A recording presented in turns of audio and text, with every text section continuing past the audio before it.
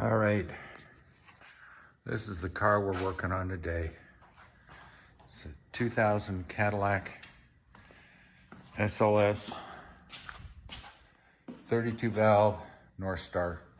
They get a lot of bad press, and I think it's a maintenance issue.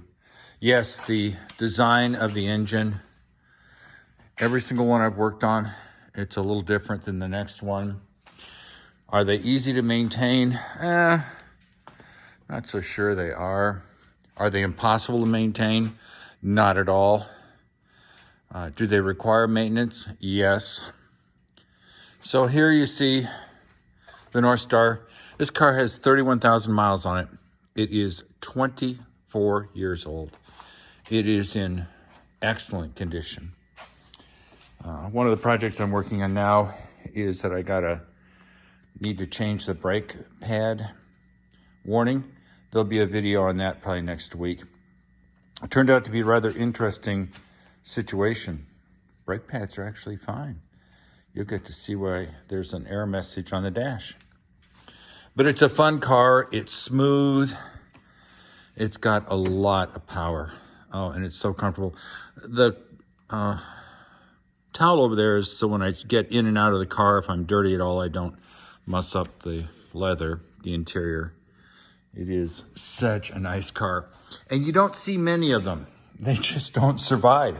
So to see one that's 24 years old like this one, it's pretty darn impressive. And you can tell from just taking a peek, no rust. It's in excellent shape in every way, shape, or form.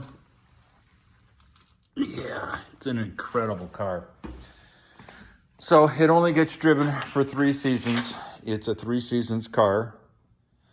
It is not driven in the winter, which is one of the reasons it's so nice. So I'll be back in a second. All right, folks, a quick review on draining a partial coolant drain on a 2000 Cadillac Seville SLS. My brain's farting. This is a Northstar engine. Sorry you can't see it. And they have a reputation for having trouble with their cooling system. And I've always felt that the reason they have trouble with this is because this is about the time Dexcool came out from General Motors. So people, I think, this is just my opinion, got lazy and said, oh, you don't have to change the coolant. And of course, coolant tends to get neglected anyway in vehicles. So I think the end result was you ended up with neglected cooling systems, and you had a car that didn't want its cooling system neglected. So I think it was an unfortunate coincidence. Dexcool extended coolant range. People weren't used to it. They got lazy. They didn't change their coolant. The end result was you ended up with cooling system problems. Now, this car was famous, this engine was famous for actually being able to run for 50 miles at 50 miles an hour with no coolant at all. It actually just alternated cylinders and pumped air. So I do a partial coolant change about every 12 months. It's just easy to do. Now, the challenge with many of these Northstars is that you can't find the coolant drain plug, the petcock. And in this case, you see this little hole here? I wish I could show you, but there's a hole up there, and this is where this goes. Now, it is an 18 millimeter bolt, plastic bolt. That's got a little plastic rubber seal there. So this is where it comes out and then you have the coolant come out. It's a little messy, to say the least. I think I have coolant about here, probably about a gallon plus some that down there.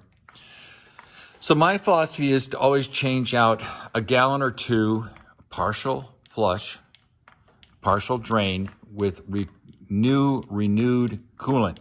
I do this every year because it's not that hard to do.